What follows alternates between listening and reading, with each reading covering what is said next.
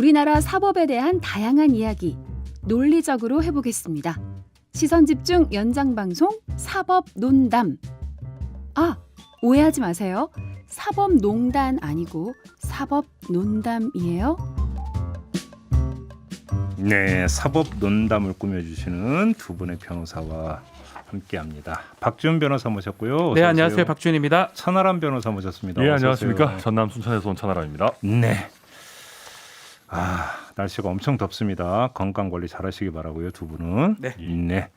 자, 오늘은 이 이야기부터 한번 시작을 해봅시다. 잠시 후 10시 15분이면 네. 김경수 경남지사에 대한 대법원 선고가 내려집니다. 지금 혐의가 두 가지 아니겠습니까? 그렇죠. 하나는 업무방해죄, 그다음에 또 한 가지는 공직선거법 위반. 요 두 가지인데 이제 업무방해는 매크로를 돌려서 댓글 작업을 했다라고 하는 것이고, 이제 공직선거법 위반 혐의는 샌다이 총영사 제안을 한다 하는 거. 이거인데 대법원의 판결이 어떻게 나올 거라고 전망을 하십니까, 박지훈 변호사? 1심에서는 전부 유죄가 나고요. 2심에서는 공직선거법 부분은 무죄가 났어요. 그렇죠. 공직선거법 부분은 제가 봤을 때는 무죄가 될 가능성이 높아 보이는데 이제 중요한 거는 이제 업무방해 매크로 돌려서 킹크랩 했던 시연 받고 했던 그 부분이 이제 가장 쟁점이 될 걸로 보는데 네. 대법원은 법리를 많이 검토해요. 통상 사실 판단이 아니죠. 특별한 경우 하는 경우도 있긴 한데요. 네. 정말 특별한 경우고요.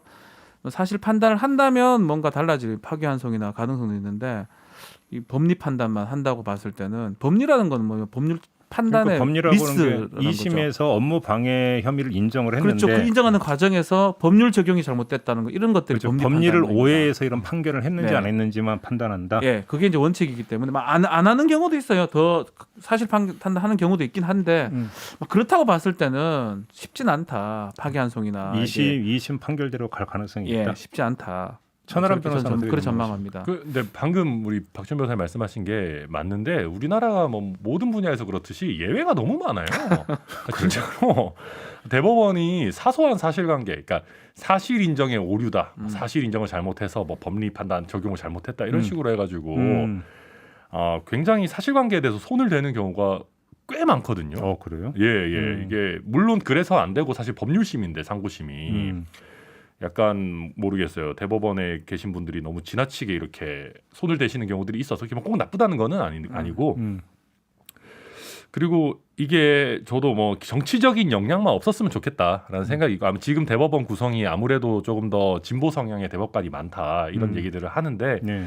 저는 그런 영향이 없기만을 바라고, 저도 정상적으로 간다 그러면 지금 박지훈 변호사님 말씀하신 것처럼 2심이 유지되는 정도에서 그냥 상고 기각으로 끝날 가능성이 높지 않을까. 이게 대법원 전원합의체입니까? 소부입니까? 소부입니다. 네, 소부죠. 전원합의체로 갔으면 뭔가 또 달라질 수도 있는데 네. 그런 것도 아니고 또 법리 부분은 없습니다. 사실은. 그리고 2심에서 우리가 많이 언론에 보도됐던 무슨 시간하고 이런 부분은 2심에서 또 그 부분을 아예 무시하고 판단을 많이 했거든요. 그래서 새롭게 판단할 가능성은 조금 낮아 보여요. 근데 사실 천 변호사 말대로 알 수 없습니다. 그거는 사실 판단이 간다고 하면 이게 또 뒤집어질 가능성도 있는 거고, 뒤집어진다는 게 뭐냐면 새롭게 그 부분 봐라고 이렇게 파기환송하는 겁니다. 네. 그럴 가능성도 전혀 배제할 수는 없습니다. 근데 박 변호사님 말씀이 맞긴 맞아요. 이거 사실은 뒤집으려고 해도 소부니까 전원 일치가 돼야지 전원 합의체 회부 안 하고 소부해서 뒤집는 건데 네. 사실 이 정도 큰 사건의 소부에서 뒤집는 걸로 의견 일치가 되기가 사실 쉽지는 않거든요. 만약에 그렇다고 하면 사실 일단 전원 소부로 합의체, 갔는데 그렇죠. 소부에서 다시 전원 합의체로 넘길 때는, 그러니까 전원 합의가 안 됐을 경우에 그렇죠. 소부 안에서의 전원, 네. 그죠? 예. 그러면 소부 안에서는 의견 통일 받다, 합치 봤다고 봐야 되겠죠. 그런 거죠. 예. 그래서 우리가 실무적으로 봤을 때는 쉽진 않다. 알겠습니다. 이제 2시간 뒤면 이제 그 판결문이 아마 낭독이 될 텐데 굳이 더 들어갈 필요는 없을 것 우리 같고요. 둘 다 틀리면 또 부끄럽겠다. 저는 저는 잘 틀려요. 그럼 둘 다 그래서 틀리면 크게 또- 사법논담 폐지할까요? 아니요, 틀리면 어때요? 안 되죠. 어때요라니? 안 되죠. 방송에 공신력이 있지. 그래서 저도 박 변호사님 자주 틀리시다 보니까 의견 똑같으니까 살짝 불안하더라고요, 뭔가. 저는 너무 반대로 너무 친해지지 마세요. 반대를 하고 싶어요. 반대로 안 맞는 경우도 있어서. 네. 그러니까 요번도 그러면 이제 내 전망이 틀리길 바란다 이런 겁니까? 그 얘기는 제가 말씀드리겠습니다. 아하. 더 이상 안 나가겠습니다. 네, 이거는 어차피 이제 그 오늘 중요한 판결이 있다는 점을 환기시켜드리기 위해서 좀 잠깐만 거론을 했고요. 오늘의 주제를 좀 들어가야 될 것 같은데 뭐 이거 한 주도 안 빼놓고 얘기를 하게 되는 어쩔 수 없이 왜냐하면 계속 꼬리에 꼬리를 물기 네. 때문에 어쩔 수도 없습니다. 이번에는 윤석열 전 검찰총장 본인과 관련된 의혹이 좀 두 가지가 제기가 됐어요. 네. 역시 정치적인 측면이 아니라 사법적인 측면에서 네. 이 제기된 의혹을 한번 좀 진단을 해봤으면 좋겠는데 자, 첫 번째는 삼부토건 조남욱 전 회장으로부터 골프 접대 및 향응 제공을 받은 의혹이 있다라는 걸 한겨레가 보도를 했습니다. 네. 그러니까 조남욱 전 회장이 일정표를 입수를 해서 그걸 토대로 일단 의혹을 제기를 했는데 일단 한번 이전부터 여쭤보겠습니다. 만약에 그 의혹이 사실로 밝혀진다면 사법적으로 문제가 됩니까? 왜냐하면 김명란법 제정되기 전이었잖아요. 그렇죠. 그건 어떻게 되는 겁니까? 그러니까 그렇죠. 사실 김영란법 전이기 때문에 이제 부정착탁 금지법이죠. 예. 정확하게는 거기에 이제 저촉될 문제는 없고 예. 만약에 이제 조남욱 전 회장이 뭐 당시에 이때 윤 총장이 서울중앙지검에 있었죠. 아니다 중수부가 서울중앙이었으니까. 특수부로 이렇게 갈 때. 그때가 중수 이과장으로 있을 때 네. 2011년으로 있었으니까 뭐 중수부로 꼭 한정하지 않더라도 서울중앙에 삼부토건 사건이 있었다. 이런 게 있다라고 하면 뭔가 구체적인 직무 연관성 같은 것들이 문제가 돼서 혹시 뇌물죄가 성립하는 거 아니냐라는 얘기는 나올 수가 있고 그런 게 없었다라고 하면 아마 뭐 법 위반의 문제를 그렇죠. 얘기하기는 쉽지 않을 것 골프 같아요. 접대나 뭐 받은 부분은 법 위반은 아닙니다. 근데 예를 들어서 이거는 그 허위 사실을 유포를 했으므로 허위 사실로 나의 명예를 훼손했으니까 네. 만약에 고소를 한다. 네. 그럼 이제 명예훼손 다툼 또 이제 사법 문제가 되는데. 그러면 사법 문제 됩니다. 그렇죠. 그때부터. 자, 그러면 네. 그러면 각도를 돌려가지고. 네. 자, 이제 이게 이제 그 사실로서 입증이 될 수 있느냐의 문제 아니겠습니까? 네. 그러니까 일단 제기된 의혹의 근거는 어떻게 평가하십니까? 저는 이거가 달력인데요. 그 비서실의 달력이었다고 합니다. 그리고 취재원을 뭐 정확하게 밝히지는 않았는데 조남욱 회장이 나가면서 몇 년간 방치했던 거를 뭐 6년간 방치했던 걸 찾았던 걸로 보여요. 그러니까 특별하게 뭔가 다른 어떤 게 아니고는 신빙성은 높다고 보는 게 맞지 않나 싶어요. 근데 문제는- 조작했던 가능성 아니고는. 그러니까 일정표를 없는 걸 일정표라고 보도를 그럴 리는 했겠습니까? 설마. 없겠죠. 자, 그러면 그냥 그게 조남욱 전 회장이 일정표라고 일단 그렇게 사실로 네. 가정을 하고 네. 그 자체가 증거가 될 수 있습니까? 없습니까? 증거 될 수 있죠, 당연히. 있습니까? 그리고 보통 이런 형태의 뭐 다이어리들 있잖아요. 뭐 우리 뭐 보면은 뭐 비망록 같이 해가지고 일정을 꼼꼼하게 써놓은 것들은 보통은 증거 가치가 좀 높게 평가받는 경우가 많습니다. 특히 근데 제가 왜 이걸 여쭤봤냐면 고 성완종 의원 메모가 있었음에도 그렇죠. 불구하고 예. 메모가 있었음에도 불구하고 안 받아들여진 경우가 있잖아요, 법원에서. 있죠.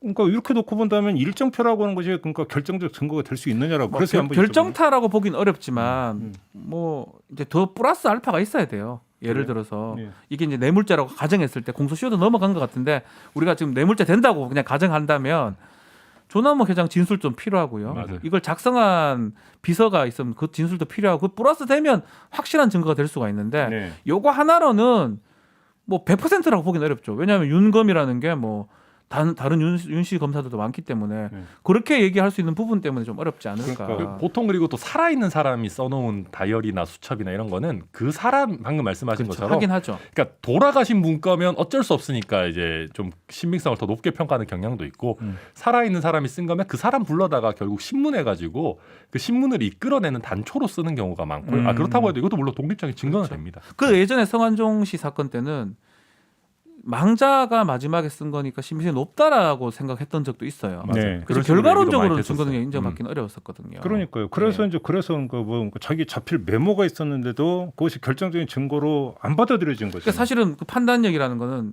어떤 개연성, 가능성 이런 건데 50% 이상이냐, 90% 이상이냐 이런 걸 보는 건데 그때 약간 시사 영역에 있다면 공부를 많이 해야 되는데 그때 나왔던 법률 용어가 특신 상황인가요? 네, 맞아요. 특신 상황. 특별히 뭐그 신빙할 수 있는 만한 상황에서 예. 썼던 와, 것이. 특신 상황을 아는 국민 0.1%도 안 될 텐데 진짜. 역시 훌륭한 그래도- 진행자입니다. 예. 밥벌어 먹고 살려면 외워야 되거든요. 대단합니다. 이거는 진짜. 우리 사법 시험 칠 때 이렇게 아니 공부하는 건데. 그러니까 뭐냐면 그 한국석 사태 때 생물학 공부하고 다시 지진 있으면 또 과학 공부하시잖아요. 천안함 때 연력학 공부하고 뭐 이래야 되니까. 원자력 근데 공부도 하시고. 이것도 예를 들어서 이런 게 이제 좀 이런 게 특신 상황이 좀 부인될 수 있는 거예요. 예를 들어서 이게 손을 거쳤잖아요. 예를 들면 이게 뭐 버려졌던 건지 뭐 어떤지 모르겠는데 예컨대 수첩이 특신 상황이 잘 인정이 되려면 다른 사람이 여기에 뭐 추가로 기입하거나 이렇게 좀 이거에 개입할 여지 없이 그 쓴 사람 집에서 바로 압수를 딱 그렇죠. 따고 뭐 그런 것들이 중요한데 이거는 뭐 모르겠습니다. 예. 뭐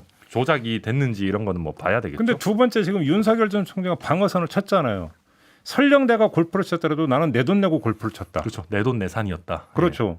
그렇게 돼버리면 자 여기서 그러니까 일정 표에 예를 들어서 그 기재가 되어 있었다 하더라도 부득이한 사유로 약속이 깨졌을 수도 있고 그러니까 거기에 뭐 2011년 4월 2일에 뭐 강남 300cc 여기서 뭐 그러니까 그 뭐 윤검 이렇게 적혀 있다고 해서 네. 꼭 거기 가서 골프 쳤다라고 하는 것들의 결정적 증거가 될 수 없는 거 아니냐. 그렇죠. 그러면 이래서 골프 관계자의 어떤 증언이라든지 다 그날 봤다든지 그렇죠. 아니면 CCTV가 나온다든지 근데 너무 오래돼서 이제 그런 게 없겠죠. 근데 뭐. CCTV가 10년 전 걸 없겠죠. 보관하고 있을 수는 없고 그래서 해명을 이렇게 한 거는 더 이상 증거라든지 더 이상 입증할 내용이 없다라고 판단했던 것 같아요. 그러니까 뭐냐면 그 일정표의 그 신빙성만 저기 그 부정할 수 있으면 네. 그 다음에 입증은 어려울 거다. 그렇죠. 이런 판단을 했다고 봐야 되는 거 아니에요? 그렇죠. 그리고 그때 이제 정황상 증거 이런 것도 내놨죠. 자기가 중수 이과장으로서 그래서 뭐 그때 뭐 부산저축은행 네. 수사하느라고 일요일도 없었다. 자기가 뭐. 200명을 이끌고 뭐 밤낮 없이 수사를 할 때여가지고 뭐 이때 골프를 치러 가는 건 아니었다. 뭐 이런 식의 얘기를 했고 뭐 한 10년 동안 조남욱 전 회장과 만나거나 통화한 사실 자체가 없다. 그리고 뭐 설령 골프를 쳤어도 본인 돈 내고 쳤다. 뭐 이런 식의 얘기들이었고 뭐 이거는 정말 알 수 없는 부분이고 뭐 네, 그렇습니다. 결국 사법적 방어 전선을 먼저 천 거잖아요. 그렇죠. 그래서 더 이상 못 나가게 한 겁니다. 그러니까요. 이게 10년 전에 실제로 보면 요즘은 원래 우리가 법조계에서 그런 얘기 하거든요. 판사들보다 검사들이 사업한 사람들이랑 골프 잘 치고 판사들은 거의 안 치거든요, 진짜로. 아 판사들은 안 칩니까? 거의 안 칩니다. 검사들이 좀 많이 치는데 검사들도 요새는 많이 안 치는 분위기예요. 요새 이런 것들이 다 워낙 뭐 이슈가 되고 그러다 보니까. 근데 10년 전만 해도 아마 많이들 쳤을 건데 이제 거기서 의식 있는 좀 그나마 자기 관리하는 사람들은 자기 돈 내고 친 거고 이제 정신 빠진 사람들은 이제 골프 접대 받은 거고. 적신 빠진 사람들요. 예, 그런 거죠, 뭐. 예. 근데 아마 중수부 이과장 정도 됐으면 이게 자기 힘이 크고 관할 범위도 넓잖아요. 그러면 애지간하면 자기 돈 내고 쳤을 겁니다. 근데 저는 네. 그 골프장 근처도 못 가본 사람에서 궁금한 게 하나 있는데 또 네. 새길로 한번 빠질게요. 골프 치는 게 돈이 많이 들어가요? 네. 한 번 치면 얼마나 들어가는데? 대략 강남 300 여기 분당 근처인데 대략 뭐 만약에 이제 밥 같은 것도 좀 비싸거든 거기서는 식사도 하고 뭐 이렇게 가정했을 때는 1인당 한 3-40분 더 가죠 주말. 한 번 골프 치는데 그렇죠. 그렇게 하면 그렇게 들어가 1인당? 끝나고 뭐, 맥주 한잔 뭐 하고 식사도 뭐 한다 식사하고 가정했을 때. 그래도 100만 원은 안 넘네. 근데 아이, 네 명이 치거든요. 예. 네 명으로 가정하면 100만이 넘죠. 아니 그러니까 1인당 100만 원. 그렇죠. 그건 안 넘죠. 네. 그러니까 골프 접대 2번 받아도 김명란 뽑으면 저축 안 됩니까 그러면? 두 번 많이 받아도 이제 300이 넘으면 안 되거든요. 예. 300까지는 괜찮죠. 야. 10번 정도 받아도 됩니다. 아니 근데 받아도 된다는 게 아니라 말 잘못했어요. 아니 너무 그 이렇게 법엔 팁을 주시는 거 아닙니까? 1회 100, 1회당 100만 원. 연간 300. 연간 300이니까 음. 뭐 30, 40 정도면 뭐 대여섯 번 해도 안 넘어가죠. 예. 또 지방으로 가면 좀 더 싸고 이러기도 합니다. 네. 아, 순천에도 좋은 골프장들이 많이 근데 있습니다. 그런 거 금액 계산하면서 접대받는 사람도 만약에 만에 하나라도 있다면 앞으로는 그렇지 않을까 싶어요. 머릿속에 좀 검사들도 아, 잘 술 계산 마실- 많이 술 마실 하잖아요. 때도 96만 원 맞추는 것처럼 골프도 맞춰야 되지 않겠나. 알겠습니다. 아무튼 만약에 이게 이제 그 뭐 명예훼손 사건이라 만약에 이런 식으로 해서 법적 다툼으로 비화된다면 어찌 본다면 쉽지 않을 수도 있다 또 이렇게 봐야 되는 그렇죠. 겁니까? 이게 그래서 명예훼손 고소를 안 할 거예요. 원래 같으면 즉각 고소를 합니다. 예전에 우리 한겨레였나요? 오보 관련해서 아 윤중천버 예. 그 관련 보도 때 그때 제가 기억하기로는 바로 고소 들어갔죠. 바로 그냥 해가 바로 배당까지 진행이 그때, 됐거든요. 예, 서울 서부지검인가에 예, 배당했어요. 바로 배당해서 당일인가 바로 다음 날 음. 그 하기자 음. 그 몰래 문제 됐었는데 근데 이게 이렇게 심각한 거라면 고소가 맞는데 고소를 하게 되면 지금 새로운 논란이 되는 겁니다. 이거 진위를 따져야 되거든요. 그렇죠. 그래서 그런 건 하지 않을 걸로 보고요. 이제 거기에 갇혀버린다라는 네. 거죠. 저도 고소 안 할 것 같고 하면 안 된다 생각하는 게 일단 첫 번째로 내가 뭘 안 했다라는 거 증명하기가 굉장히 어려워요. 아 진짜 그렇잖아요. 우리가 명언이다. 실제로 뭘 안 한 사실을 증명하기가 굉장히 어렵고 저희도 변호사 하면서 제일 힘든 게 아니 안 했다는 걸 어떻게 증명합니까? 안 갔다는 거를. 그러니까 확실한 알리바이가 있으면 모를까. 진짜요. 그게 아니면 일단 우리가 법에서 그런 얘기 하거든요. 아무튼 부정적 사실을 증명하기 네. 어렵다. 뭐 그런 식의 얘기를 해요. 맞아요. 그 다음에 두 번째로는 너무 검찰총장 느낌 나요. 고소 자꾸 하면. 그러니까 다른 공직선거 후보자들은 고소해도 돼요. 요새 뭐 선거 치르면서 고소전 심하면 뭐 수십 개씩 하는데 윤 전 총장 같은 경우는 지금 검찰총장 느낌을 좀 빼야 되잖아요. 제가 그렇죠. 지난번에 그 누구였더라 MBC 기자 그 뭐야 경찰 사칭 해가지고 그것도 네. 되게 큰 문제인데 역설적으로 이거는 모든 국민들이랑 언론에서 큰 문제라고 이미 했으니까 이걸 굳이 고소까지 할 필요 있나 제가 그런 얘기 했거든요. 왜냐하면 너무 검찰총장 느낌 나니까. 그래서 저는 우리 또 윤 총장님 캠프에서 듣고 계시겠지만 다른 데는 몰라도 윤 전 총장 캠프에서는 좀 고소고발 이런 거를 최대한 안 하는 게 좋다. 예, 그런 얘기를 드리고 싶습니다. 알겠습니다. 자, 두 번째 이야기로 넘어갔으면 좋겠는데 윤우진 전 용산 세무서장에게 변호사를 소개해줬다 안 해줬다. 자, 이제 이런 또 이제 그 공방이 벌어지고 있습니다. 저는 이 건이 가장 큰 것 같아요. 음. 그 골프 접대 부분은 반론 같고요. 이거는 뭐 이제 명백히 만약에 사실이라면 변호사법 위반이다. 변호사법 위반에 위증까지 됩니다. 청문회에서 네, 청문회 거짓. 과정에서 위증 뭐 그것도 뭐 법적 검토는 필요해요. 인사 담당 인사하는 사람이 뭐 위증이 될지 안 될지 그거는 다시 또 검토가 필요한데 어쨌든 간에 겉으로 봤을 때 위반의 소지가 커 보입니다. 변호사법 위반하고 위증죄가 될 여지가 있기 때문에 이 부분은 지금 결국 윤우진 전 서장이 본인의 육성으로 좀 얘기했기 때문에 예. 위증의 가능성이 매우 높아 보이는 상황이고요. 그거는 사법적 부분이고요. 더 나아가서 결국 이 윤우진이 뇌물을 받았다는 의혹이 있었는데 경찰의 영장이 13번째 올라갔다가 기각이 되고요. 그 이후에 윤우진은 외국에 갔다가 다시 돌아온 다음에 별 문제 없이 무혐의를 받습니다. 그 과정이 과연 왜 그렇게 됐는지 그러니까 누가 해외- 개입이 됐는지 해외 도표까지 했는데. 예, 이거는 사실 저는 처음 들어보거든요. 이런 경우는 없거든요. 그래서 이게 그 과정에서 혹시나 윤우진 알다시피 그 윤대진, 소윤이라는 윤대진의 친형입니다. 막 그런 어떤 검찰 가족에 대한 그런 비호라든지 그런 게 있었는지 첫 번째 있었다면 과연 누가 했는지 그게 혹시 윤석열 총장의 관계가 있는지 그 부분이 이제 앞으로 가장 큰 문제가 되지 않을까 저는 네. 생각이 듭니다. 제가 여기서 오랜만에 또 법적으로 좀 일단 바로 뭐 몇 가지 바로 잡아야 될 게 알아잡아 주세요. 우선 그 경찰이 신청한 13개의 영장이 다 기각된 게 아니고요. 네. 13개 중에 6개가 기각됐고 7개는 발부가 됐습니다. 어, 제가 몰랐어요. 제가 한번 좀 바로 그건 제 잡고. 사과할 게 몰랐습니다. 아닙니다. 네. 제가 그죠 윤 총장님한테 돈을 받는 것도 아닌데 되게 열심히 한다 나. 아니 그 당에 들어가지도 않았는데 저렇게 편들어주네요. 예. 근데 아무튼 그래도 한번 그 보면 이 변호사법 위반이 될 수 있는지 언론에서 얘기가 많아서 갑론을박에서 제가 좀 꼼꼼하게 찾아봤어요. 예. 결론부터 말씀드리면 이게 정치적으로 도의적으로 문제가 될 수는 있어도 변호사법 위반이라고 얘기하기는 쉽지 않아요. 왜요? 왜냐하면 변호사법 37조가 내가 이거를 직무상 관련 있는 사건에 뭐 하고 있는 담당자가 이걸 소개시켜주면 안 된다라는 얘기거든요.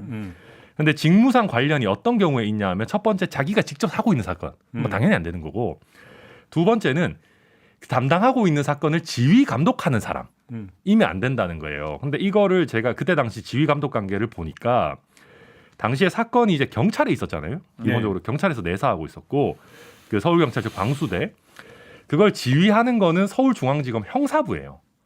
그래서 그 당시에 윤 전 총장이 서울중앙지검 형사부가 아니고 특수일부장이었거든요. 예. 제가 이 변호사법 해설 같은 것들을 보니까 원칙적으로는 지휘 감독한다라는 게 어느 정도 좀 명확한 지휘 감독 관계가 있을 때를 얘기하고 그게 아니면 36조 뭐 법률적으로 중요하지 않은데 그게 아니면 자기가 근무하는 기관에서 담당하고 있는 사건은 소개시켜주면 안 된다 이거예요. 근데 만약에 이 걸리지 사건이 않나요? 예, 예. 근데 이 사건이 서울중앙지검에 있었으면 걸리는데 일단 이 사건이 형식적으로 실제로 서울지방경찰청에 있었고 자기가 직접 수사 지휘를 하는 사건이 아니었기 때문에 36조, 37조 다 적용이 안 된다라고 봐야 되고 그런 형태 뭐 이런 보도들도 좀 있더라고요. 저도 근데 지금 변호사법 36조는 저는 37조 말은 대충 맞아요. 근데 36조가 안 됩니다. 왜냐하면 서울중앙지검에서 수사 지휘권을 행사하고 있었던 거거든요. 형사부에서.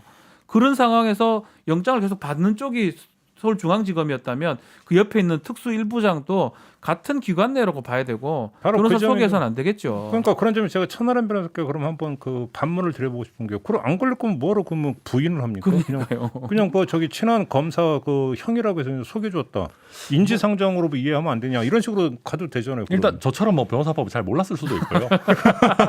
에이 검찰총장까지 검찰총장인데요. 아니 제가 또 대한민국 법제이사였기 때문에 변호사법은 또 제가 훨씬 더 빠삭할 수도 있습니다. 네. 근데 이게 그게 그 기관 아무튼 그 서울중앙지검이랑 고검도 이게 동일시 안 한다라고 이렇게 해석하는 경우들이 많아서 아무튼 어쨌거나 자기가 잘 몰랐을 수도 있고, 그리고 뭐 이게 모르겠어요. 실제 뭐 관여 안 했는지 뭐 저도 뭐 잘 모르겠습니다만은 또 한 가지는 네.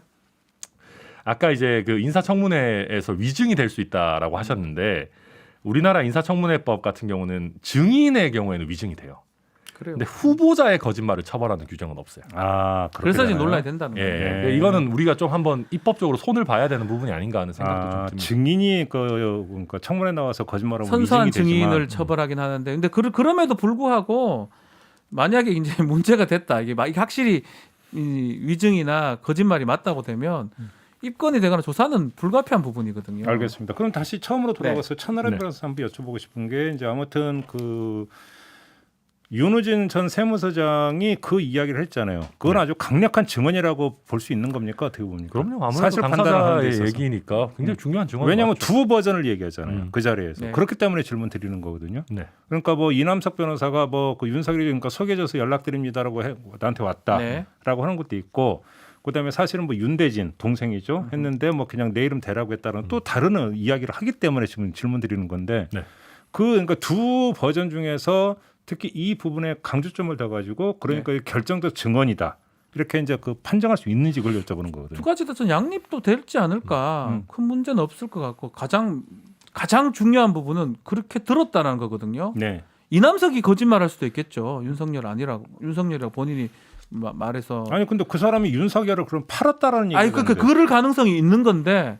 팔 이유가 없잖아요. 아 그러니까요. 그런 건 있는 건데 윤우진 씨가 얘기하는 거는 딱 정확합니다. 윤석열 선배 소개로 왔다라고 이남석이 얘기했다. 그 부분이거든요. 그거 하나가 정확한 명백한 증거가 되는 거죠. 네. 그럼 그 반박할 수 있는 거를 이남석이를 설득해가지고 이남석이 그런 말 안 했다 한다든지 예. 윤우진 잘못 들었다 한다든지 그렇게 반대 증거를 갖고 와야 되겠죠. 그때 인사청문회 때 그런 자료를 내긴 냈었어요. 뭐 이렇게 윤우진, 이남석, 그 윤대진 같이 썼었나? 세 명. 저도 정확하게 기억이 안 나는데 뭐 세 명이 같이 이거는 뭐 윤대진이 소개한 거고 뭐 윤석열은 별로 관여한 게 없습니다라는 식의 그런 청문회 참고 자료 같은 걸 냈던 기억이 제가 있는데 정확한지는 모르겠고요. 나중에 아이가 세 명이 예. 똑같은 주장을 하긴 했어요. 뭐 그런 식의 얘기를 했었어요. 윤석열 총장한테 불리하지 않게 하기위해서 했던 것 같은데 저는 네. 윤우진 씨가 했던 이 말이 가장 중요한 지금 증거가 되지 않을까 싶어요. 이거는 지금 수사가 되고 있는 건인가요? 이 건 같은 경우? 이 건 관련해서 이거 말고 이제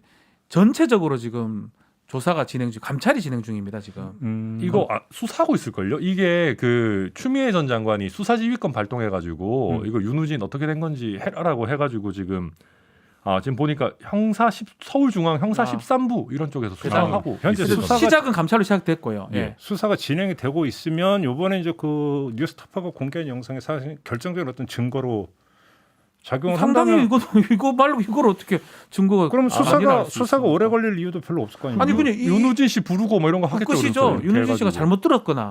잘못 들었거나 아니면 이남석이 거짓말 아니, 딴소리했거나 그러면 그 말고는 마지막으로 방법이 없는 거죠. 윤우진 내가 그때 그 얘기한 건 맞는데 나는 그럴 때 기자의 말을 잘못 이해를 해서 네. 잘못 대답하는 거고 나는 그런 취지의 답변이 아니었다고 만약에 해버리면 어떻게 그렇게 됩니까? 하면 왜 그렇게 하게 됐는지 그리고 그 말이 그렇게 정황이 맞는지 또 따져봐야 되겠죠. 사는 입장이라면. 근데 지금 이거는 저는 사실은 빼박 증거라고 그러죠. 빼도 박도 못하는 증거의 하나라고 봅니다. 저는. 그렇게 이 정도 아니고 뭘 어떻게 입증합니까? 소개를. 그 아무튼 저도 이게 수사 내용이 어떤지 잘 모르겠는데 아까 얘기 드렸던 것처럼 사실 이게 윤석열 전 총장의 어떤 범죄 혐의가 있다고 보긴 어려워요. 있어도 이게 시간이 좀 오래됐기 때문에 아마 뭐 다 뭐 문제가 될 법률적으로 문제가 될 거는 사실 아닐 공소시효가 텐데. 이거 원래는? 5년짜리예요. 그래서 지났을 가능성이 높아요. 그래서 이걸 수사를 뭘 하고 있는지는 잘 모르겠는데 제가 그래서 예. 이거는 이 수사는 제가 일전에 좀 말했던 제가 알기로는 이제 감찰에서 내사 정도로 생각을 하고 있고 그러면 또 그러면 윤석열 전 총장이 명예훼손 소송 안 거나요? 안 걸어야 또 다시 7년짜리 그러면- 제대로 된 소송이 진행이 그럼 안 됩니다. 걸겠네요. 근데 안 이거는 걸겠죠. 명예훼손을 걸기가 쉽지가 않을 겁니다. 왜냐하면 뭐 소개시켜줬다 이런 게 이제 명예를 훼손하는 사실이냐 뭐 이런 것들도 아니 있기 때문에. 저는 저기 윤석열 거짓말을 총장 했다 이렇게 해서 캠프 볼 수도 보면 있겠다. 예. 확실한 건 있어요. 문제될 법률가들이 좀 많은 것 같아요. 문제될 만한 법률적 문제될 만한 건 절대 안 합니다. 정무 판단은 조금 안 돼도 법률 판단은 뭐 거의 잘 하는 것 같아요. 굳이 이걸 할 이유가 없는 거죠. 이렇게 끝날 거를 갖고. 그렇죠. 이거 할 이유가 없죠. 그래서 소송 거는 중간에 그냥 더 이제 키우는 거니까. 그렇죠. 그죠? 예. 알겠습니다. 자, 뭐 그 정도로 가름하고요. 이번엔 좀 여당으로 가겠습니다. 경기도 교통연수원 임원께서 그죠? 단체 채팅방에 이낙연 후보를 비하하는 어떤 뭐 자료 이런 것들을 공유를 하면서 문제가 되고 있는데 일단 이걸 여쭤보겠습니다. 공직선거법 위반이 해당이 됩니까 안 됩니까? 이 행위는. 비방제가 후보자 비방이 될 후보자 수 있죠. 비방제가 될 수가 있죠. 예. 그래요. 교통연수원 임원님은 지금 공직자인 건 맞습니까? 공무원은 아니에요. 공무원은 아닌 관계 기관에 있는 사람이라고 봐야 되지 않나 싶거든요. 그래요. 그러면 정치 활동 특히 선거운동 금지 대상이 됩니까 안 됩니까? 안 될 안 것 될 같은데요. 겁니다. 그건 아니다. 예. 그러면 그러니까 뭐 이제 공무원 선거가 운동 금지 그 조항에 걸리는 게 조항은 아니라 아니고요. 일반인이 후보자 비방에 걸린다? 비방하는 거가 되죠. 그래요. 그래서 애매한데요. 음. 그래서 지금 이낙연 캠프하고 이재명 캠프하고 그 싸움 같아요. 이재명 캠프 입장에서는 공무원 아니다라고 음. 하고 이낙연 캠프에서는 거의 공무원 아니냐 이 사람. 음. 그래서 그 부분이 지금 가장 쟁점이 돼서 아마 중앙선거관리위원회에 들어간 걸로 알고 있거든요. 음. 그 판단을 좀 받아봐야 될 것 같습니다. 그러니까 이제 그 경기도 교통연수원이 이재명 지사의 주장에 따르면 경기도 산하단체는 아니고 네. 그냥 관련 단체. 지원 단체이기는 해요. 그러니까 예산을 좀 지원한다는 아니 거 근데 예산 안 받는 데가 어디 있습니까? 뭐 거의 다 그렇기는 하죠, 받으니까. 사실. 네. 그러면 이제 산하단체가 되면 공직자가 되는데 네. 그러니까 단체 위상이 산하단체가 아니면 아니면 공직자가 안 된다 이런 거가 되는 그런 겁니까? 논리입니다. 그러니까 산하 단체라고 해도 이 사람을 예를 들면 공직자로 취급하는 뭐 그런 것들이 좀 있어야 되고 이게 뭐 이런 거 좀 따져봐야 됩니다. 특히 이게 김영란법이 아니고 공직선거법이 문제되는 거기 때문에 그렇죠. 제대로 공무원이어야 될 거예요 아마. 예. 그러거나 처벌에 있어서 공무원으로 본다 뭐 이런 규정들이 좀 있을 만한 제대로 된 공공기관이어야 될 거라서 저도 뭐 그거는 따져봐야 될 것 같아요. 아마 아닐 가능성이 높을 것 같습니다. 두 번째 이재명 지사가 이 사람을 모른다고 했잖아요. 네. 정말 모르는 사이일까요? 뭐 자꾸 알고 모르고는 후보들이 솔직히 하는 알겠죠. 아니, 왜냐면 왜 그러냐면 이 사람이 이력을 보면 그 전에 뭐 이제 성남시 열 때 뭐 SNS 팀장인가 이걸 또 했었다면서요. 그러니까요. 운전 기사를 했어요. 운전기사 본인 막 이게 취재 일부 보도했던 거 SNS 뭐 팀장을 했다 또 이런 식으로 보도가 나오던데. 축구 그 성남 FC가 있어요. 네. 성남 FC에 축구단 운전 기사를 하다가 이 연소 간부로 됐기 때문에 성남시장이잖아요. 이재명 지사가 이전에 그 연관성이 있지 않을까라고 이제 지금 보도가 된 상황입니다. 그러니까 방금 우리 박 변호사님 말씀하신 것처럼 이 사람이 그 SNS 팀장을 선거 때 하다가 뭐 잘했겠죠. 더 당선도 됐고 그러니까 성남 FC에 자리를 준 것 같아요. 아마 높은 확률로. 그래서 거기서 성남 FC에 자리를 줬다가 재밌는 게 그러고 나서 또 그 무슨 뭐 교통연수원인가요? 이게 사실 공신이라도 한 번 정도 낙하산 가기는 쉬운데 두 번 낙하산 타기는 이거 쉬운 일이 아니거든요. 이거 좋은 데입니까 여기가 근데? 아니, 근데 뭐 연봉 8,800만 원 정도 받는다니까 아마 연봉이 8,800. 예 그리고 이거 사실 뭔 일 하겠습니까? 뭐 이 사람을 폄하하는 건 아니지만 뭐 얼마나 일을 하는지 모르겠는데 나름대로 공공기관 치고 꽤 고연봉을 받는 이게 더블 낙하산을 펴준 건데 이거를 이점 도지사 이걸 다 어떻게 사람을 다 압니까? 이 운전 기사까지 알아야 됩니까? 아니 근데 운전 기사가 아니고 이제 예전에 자기 선거할 때 SNS 팀장 정도면 알죠. SNS 관련해서 뭐 전략도 얘기하고 뭐 우리 이런 거 좀 올리자 뭐 요렇게 하자 이런 얘기를 분명히 했을 거예요. 아 근데 뭐 굳이 이제 보면 뭐 무관하다고 운전 기사면 뭐 도로 교통하고도 비슷할 것 같기도 하고 하긴 한데. 아니 뭐 운전 기사. 아니 근데 저거는 이게 뭐 무슨 전문가입니까, 엄청나게 중요한 자리에 배치한 것도 아니고, 그러고 뭐 공무원도 아니고요, 또 결국- 산하 단체도 아니고. 그러니까 이거저거 다 떠나서 이 핵심 쟁점은 결국은 이재명 지사가 알고 있었느냐 모르고 있었느냐 그렇죠. 이거잖아요. 간단히 이야기를 하면 이낙연 후보 측에서는 이제 그 가장 초점을 맞추고 있는 바로 이거 아니겠습니까? 그러니까 어떻게 받을 거라고 보십니까? 이 구체적인 행위를 뭐 알았느냐 안 알았느냐는 뭐 잘 모르겠어요. 아마 이재명 지사 워낙 바쁘시니까 이 구체적인 비방의 내용이나 행위를 알지 못했을 가능성이 높아요. 그러다 보니까 이제 이재명 후보 캠프에서도 만약에 그런 걸 실제 알았고 같이 해라라고 했다는 증거가 명확하면 바로 그렇죠. 고소했겠죠. 저도 마찬가지입니다. 근데 다만 이분이 이게 한 번 한 게 아니고 이제 이재명 지사를 돕는 예를 들면 단톡방 같은 거에 들어가서 계속 이런 활동을 하는 거잖아요. 네네네. 저는 그냥 이건 추측입니다만은 이 사람이 이런 식의 활동을 활발하게 하고 있다라는 정도는 알았을 수도 있지 않을까. 그러니까 구체적인 행위의 내용은 아니더라도. 그러니까 추측이고 이낙연 캠프 측도 추측하는 거고 뭐 더 큰 문제가 있거나 지시를 했거나 그러면 이제 완전 달라지지만 네. 지금 상황에서 또 파면 일 못하게 만들었어요. 그 조치 정도면 이제 끝난 거 아니냐. 그리고 중앙선거관리위원회 조치를 해가지고 이게 위법한지 판단을 받는 거라면 더 이상은 얘기할 필요가 없는 내용을 더 얘기하는 상황이라고 저는 결국은 이제 그렇게 판단하고 선거법 있습니다. 위반 소지가 있느냐 없느냐에 대한 이제 선관위 이제 그 해석을 부탁을 한 그렇죠. 거잖아요. 그럼 그거로 끝나는 거지. 이걸 갖고 자꾸 이재명이 알았냐 모르냐. 그럼 다 알아야 되면 기사까지. 왜 다 압니까 이거를? 왜 저한테 왜 그러세요? 아니 예. 아 근데 어째 다 이게 압니까? 이걸 그래 따지면 그 캠프에서 일어나는 뭐 어떤 일들든 다 문제 삼을 수가 있는데 글쎄요 저는 뭐 지금 모양새 너무 이제 이낙연 후보가 올라오다 보니까 약간 네거티브가 좀 공방이 커지는 것 같아요. 그러니까 이제 문제는 그 직위 해제했다면서요, 그 사람은. 끝났잖아요. 예. 근데 산하단체가 왔는데 어떻게 직위 해제를 했죠? 그건 모르겠습니다. 근데 그러니까 아무튼 저도 그거 되게 이상하다 생각했거든요. 네. 그러니까 무슨 얘기냐면 자기랑 별로 연관 없는 사람이다, 공무원도 아니다 그래놓고 문제 생기니까 바로 조치를 취했단 하면 또 말이에요. 한다고 뭐라 하고 안 하면 안 한다고 뭐라 하고. 그게 아니고 아니, 그러니까 이거는 계속 논란을 만들려고 하는 쪽인 거 아니 같아요. 아무튼 그게 궁금하게 했는데 아니 그러니까 그게 저는 그 방법이 여러 가지 그 단체 산하 단체 그 제일 높은 사람한테 부탁을 해가지고 할 수도 있는 거고. 알겠어요. 아무튼 그게 본질적인 아니고. 그렇게 하면 뭐 하지도 못해요. 직위 해제를 했다라고 하는 것은 이 사람이 벌인 행위에 대해서 문제가 있다라는 그렇죠. 걸 그 이재명 판단한 것 지사도 같습니다. 판단을 했다라는 예, 거잖아요. 그거는 확실한 것 같습니다. 그러니까 뭘 잘못했느냐는 아닌 거고. 그렇죠. 그러면 남은 쟁점은 두 가지밖에 없는 거죠. 그러니까 이게 선거법 위반에 해당이 되느냐 안 되느냐 이거 그렇죠. 하나하고. 그거 보면 되는 거죠. 이제. 그다음에 두 번째는 이 일련의 과정에서 이재명 지사가 조금이라도 그러니까 알고 그냥 개입했느냐. 두 눈 감아버린 그렇죠. 거냐, 나중에 나아가서 뭐 지시했느냐, 네. 뭐 이게 두 번째 쟁점이 그거만 있는 확인하면 거잖아요. 되고 더 이상 얘기할 게 뭐가 있습니까? 알았어요. 왜 화를 내세요? 아니 그래서 제가 이게- 이낙연 후보도 아니고. 아니 저도 뭐 예. 이낙연 후보 뭐 근데 충분히 이제 선거 과정에서 할 수는 있는 건데 음. 할 만한 걸 해야 된다는 거죠. 아 근데 이거 이 정도는 충분히 할 만한 얘기인 것 할 같은데. 만한 겁니까? 예, 네. 할 만한 얘기인 것 거꾸로 지금 옵티머스 문제가 또 이제 이낙연 후보를 향해서 이제 제기가 되지 않았습니까? 마찬가지입니다. 이것도 저는 공교롭게 어제 이 옵티머스 사건 1심 판결이 나왔어요. 25년 받았어요. 김재현 대표가. 근데 정관계 로비 관련해서는 뭐 오히려 검찰 쪽에서 별로 근거 없다. 네. 이런 식으로 해버렸던데 이거 어떻게 정리가 되는 이것도 거예요? 지금 이제 이재명 캠프 쪽에서 하려고 하는데 이것도 사실은 마찬가지건 사실은 드러난 게 하나도 없어요. 그래서 여기서 이게 사실 서로 공격하는데 뭐 명확한 증거를 갖고 정말 이 사람이 후보가 되면 안 된다. 그 정도가 돼야 되지. 그냥 풍문이라든지 어떤 정황을 갖고 와가지고 사실인 양 주장을 한다는 거는 오히려 이게 문제가 될 수가 있습니다. 이게 후보자 비판자가 또 될 수가 있어요.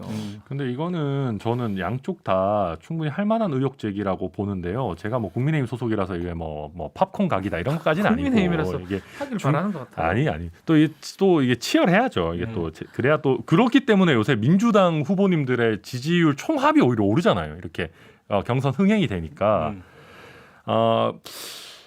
근데 이게 사실은 이낙연 대표의 최측근 본인이 이제 전남에서 활동하던 시절에 뭐 예를 들면 당원 모집도 담당하고 본인이 어떻게 보면 정말 조직책이자 최측근이셨던 분이 수사를 받다가 어떻게 보면 좀 안 좋은 선택을 하시다 보니까 이 부분에 대해서 분명히 그때 당시에 이제 의혹을 가진 국민들이 굉장히 많았어요. 이게 도대체 이낙연 후보한테 가는 연결고리를 끊을 필요성이 얼마나 컸으면 그렇게까지 했겠느냐라고 생각하던 국민들이 꽤 많았고 이게 처음 이제 나왔던 게 뭐 복사기 그렇죠. 뭐 이거였었죠. 맞아요. 옵티머스에서 부분이고. 거기 그 캠프에 복사기 놔두고 아무것도 뭐 아닌 했다. 거. 그래서 이제 나왔던 게 이제 그래서 이제 그분이 이제 그딴 선택을 했는데 이건 가지고 이게 그 할 선택을 일이 되냐. 한다고 이건 그런 일이냐 그러니까. 이제 그런 네. 거 있잖아요. 뭐 수백만 원 돈인데 그게 극단 범죄가 되기도 애매한데. 범죄는 절대 안 되죠, 사실은. 예.